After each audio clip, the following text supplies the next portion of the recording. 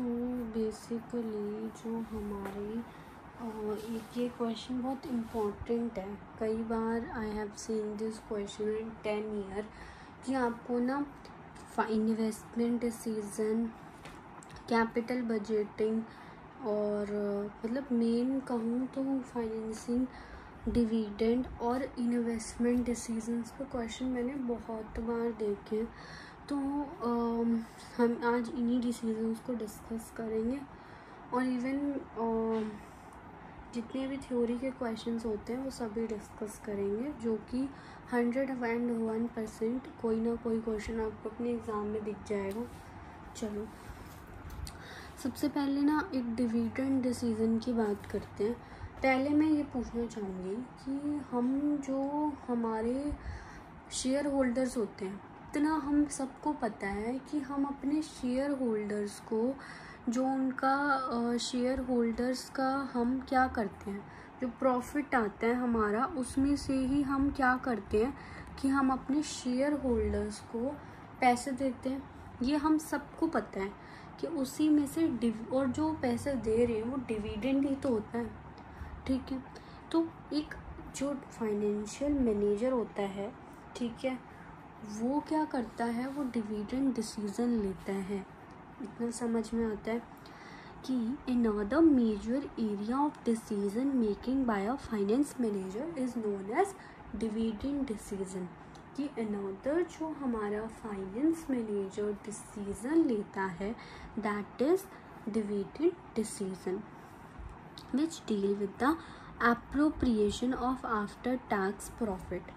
कि हम जब टैक्स को हटा देंगे तो आफ्टर टैक्स में कितना हमारा प्रॉफिट आएगा उसको एप्रोप्रिएट करना। एंड एप्रोप्रिएशन का मतलब होता है किसी भी चीज़ का हमारा एक एप्रोप्रिएशन का अगर मैं आपको मीनिंग बताऊं तो एप्रोप्रिएशन का मतलब होता है किसी चीज़ का प्रोविज़न बनाना, ठीक है।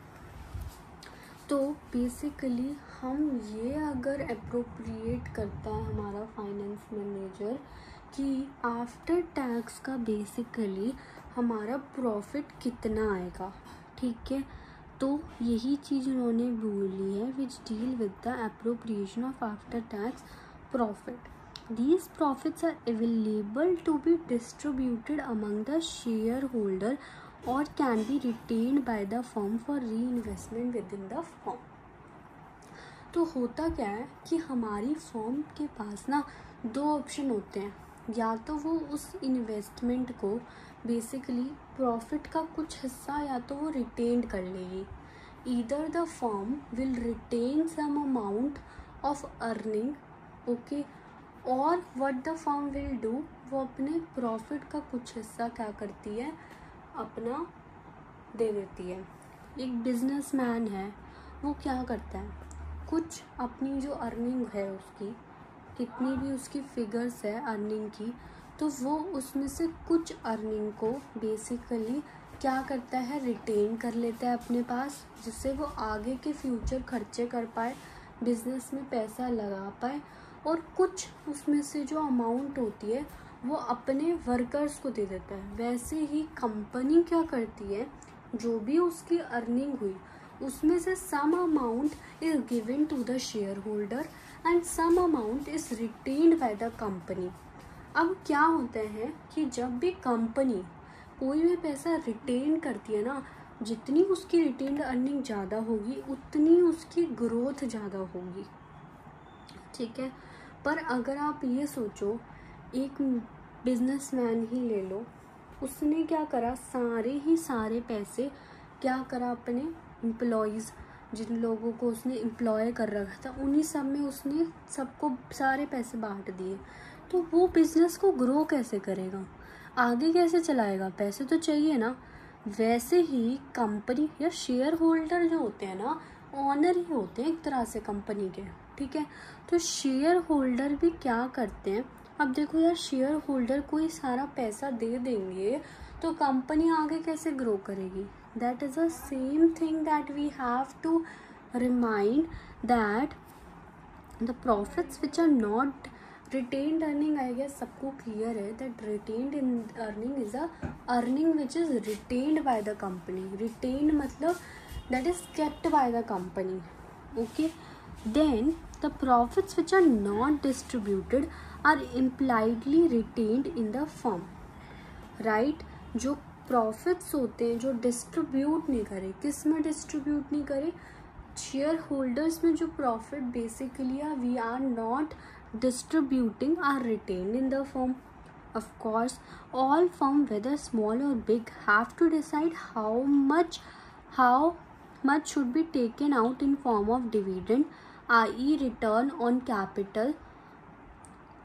On one hand, paying out more. देखो, जो हम पैसे दे रहे हैं, डिविडेंड्स दे रहे हैं शेयर होल्डर को, that should meet their expectation. As a shareholder, I expect some kind of dividend from the company. Why? Because I have invested my money, and of course I am expecting some kind of money from the company in back. That is very, very obvious.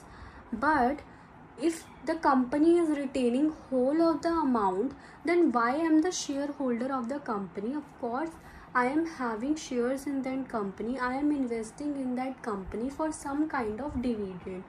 If the company is not giving me dividend, then what is the use of being a shareholder in such a company? वही चीज़ है that the company, जो हमारी company है, that should meet the expectations of the shareholders also. As a shareholder, you have certain expectation from the company. आप कहीं भी पैसा लगाते हो तो you have some expectation. If you are investing for example in an AC में आप पैसा खर्च कर रहे हो, तो यू एक्सपेक्ट इन रिटर्न कि वो कम से कम जो है हमारे रूम को कूल करेगा. Right, in the same way जब इन्वेस्टर इतना सारा अमाउंट कंपनी में लगा रहा है, then that person will expect something in return. वही चीज़ है कि शेयर होल्डर की एक्सपेक्टेशंस को मीट करना ही करना है. राइट, तो ऑल फर्म वेदर स्मॉल और big have to decide how much of the profit should be reinvested back in the business. अब जो पैसा रिटेन करते हैं उसको री इन्वेस्ट ही तो करेंगे बिजनेस में. एक बिजनेसमैन ने अपना पैसा कुछ रखा है, तो वो उस पैसे को अपनी मतलब फालतू के खर्चे थोड़ा ना करेगा उससे. अगर उसने उस पैसे को ख़त्म कर दिया तो अब वो पैसा कहाँ से लाएगा? फॉर द री इन्वेस्टमेंट इन द बिजनेस में, फर्म में री इन्वेस्टमेंट के लिए भी तो पैसे चाहिए. फर्म तभी तो ग्रो होएगी. That is the main thing that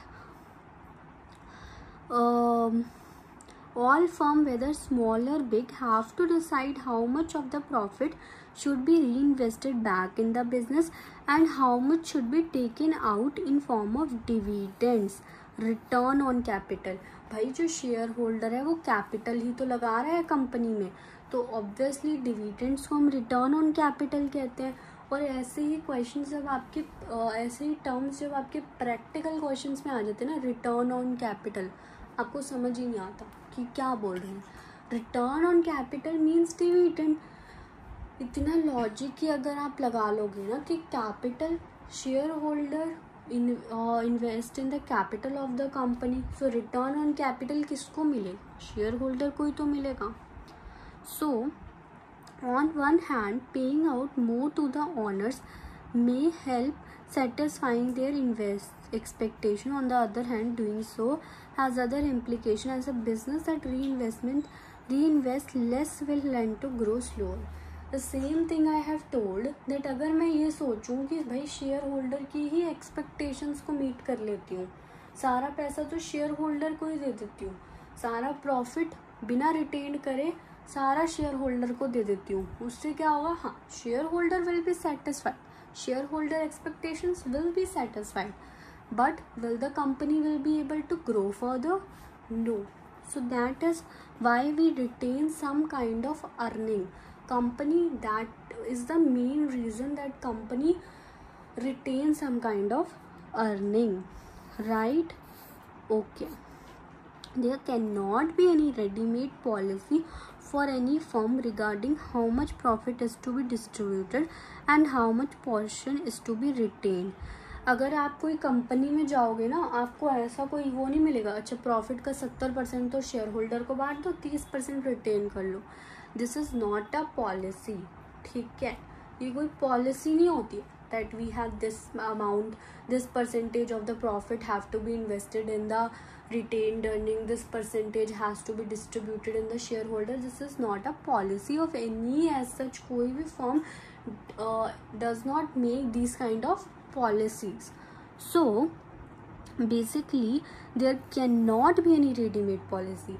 ना ही आपको अकाउंटिंग ये सब सिखा सकता है कि एज अ, अगर आप फॉर्म में फाइनेंस मैनेजर बनते हो तो ये आपको अकाउंटिंग भी नहीं सिखाएगा. कोई ऐसा चैप्टर नहीं है जिसमें इन्होंने ये सिखा रहा हो कि रिटेन्ड अर्निंग इतने रख लो, ये ऐसे रख लो. This is not which is readymade. ठीक है. And how much portion is to be retain. Retention of profit of course related to, जो रिटेंशन होता है हमारा प्रॉफिट का is related to reinvestment opportunities available to the firm. That if I am retaining something, that of course that amount of course I can spend in the reinvestment for the firm as well only. Opportunity rate of return on the shareholder. Then opportunity rate of return, देखो opportunity rate of return is some term which is, मतलब इतनी इसको पूरा explain करना पड़ेगा. आप इसके ऊपर एक स्पेसिफिक क्वेश्चन है, वो भी मैं शिवदा से डिस्कस करूँगी, जो बेसिकली अपॉर्चुनिटी कॉस्ट के ऊपर दिया हुआ है. तो मतलब एक क्वेश्चन में अगर आपको शिवदास में से ही दिखा देती हूँ, एंड देखो साथ साथ देख लोगे ना तो इट विल बी बेटर. तो मैं दिखा देती हूँ अगर लाइक आई फाउंड इट, क्योंकि मैंने ये भी पढ़ा रखा है, but still you may or may not have seen that particular video. So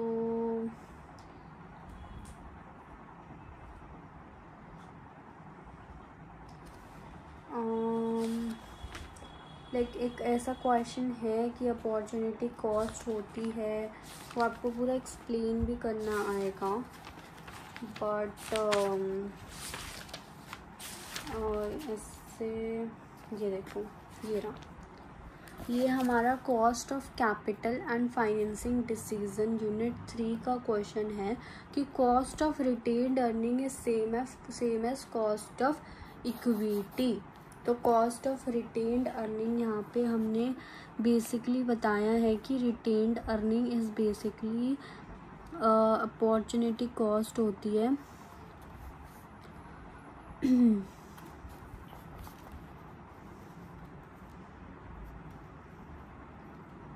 ये देखो, ये रहा. The cost of retained earning must be considered as the opportunity cost of the forgone dividends. तो ये क्वेश्चन मैंने करा रखा है, बट वही है कि आप लोग नहीं देख के आए होंगे कुछ लोग, तो प्लीज़ सारी वीडियोस देखो. थ्योरी मैं ये कह सकती हूँ कि जितनी भी मैं करा रही हूँ ना, उससे ज़्यादा नहीं आएगी.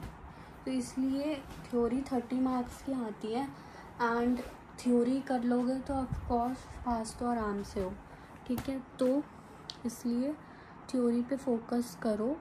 और जिन्होंने सारी यूनिट्स कर ली और थ्योरी नहीं कर रहे, उनके भी मार्क्स इतने अच्छे नहीं आएंगे, राइट.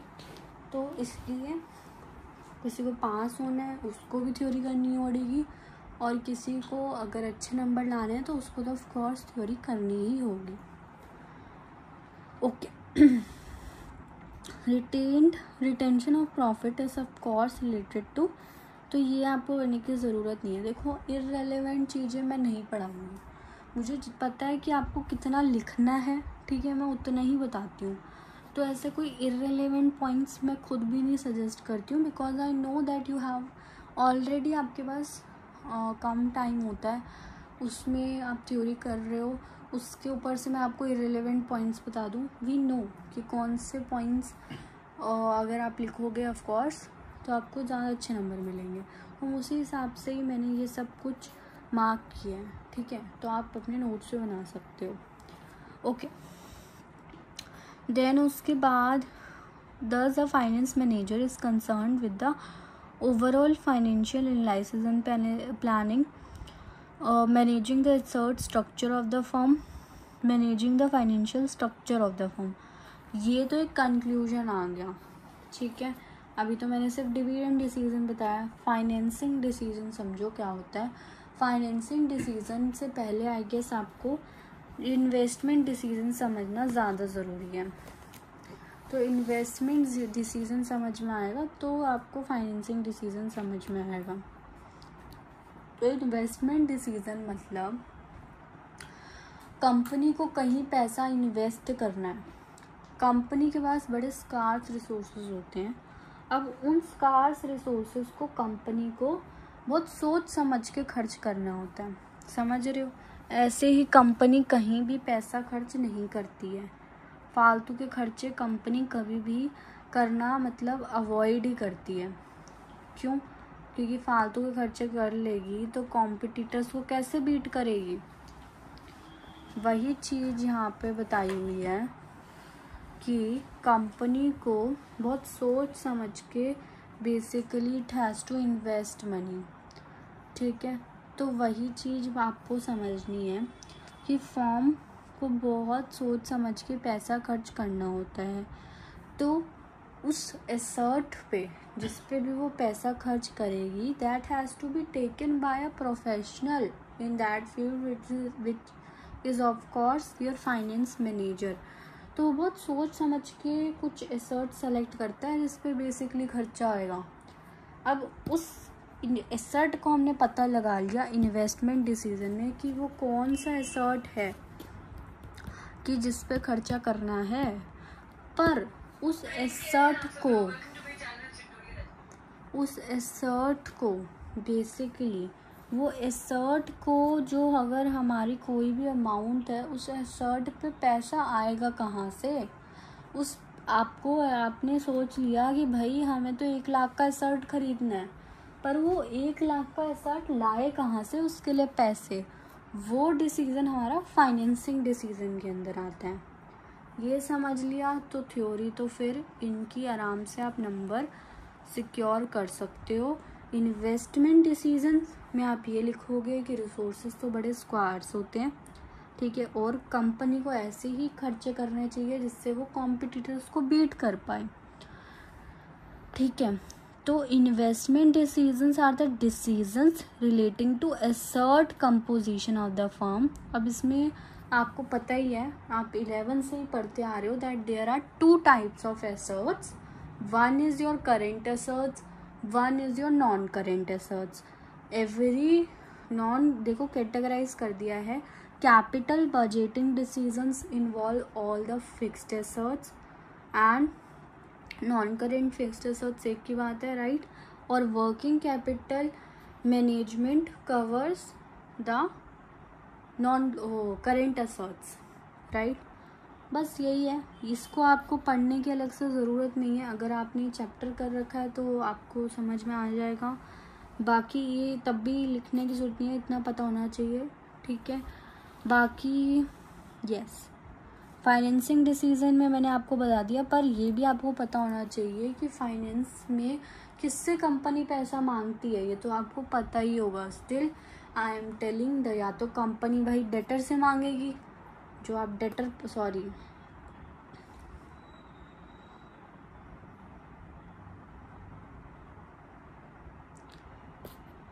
या कंपनी क्रेडिटर से मांगेगी, है ना, और या फिर कंपनी बेसिकली पैसा शेयर होल्डर से मांगेगी।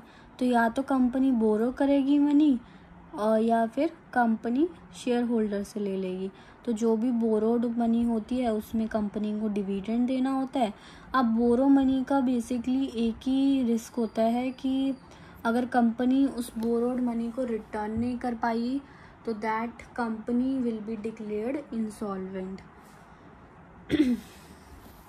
नाउ गाइज बेसिकली आपको ये पता होना चाहिए कि क्वेश्चन कैसा आ सकता है, तो वो भी डिस्कस कर लेते हैं कि क्वेश्चन कैसा आएगा आपका। क्योंकि क्वेश्चन वैसे डायरेक्ट ही आ जाता है ऐसा कोई।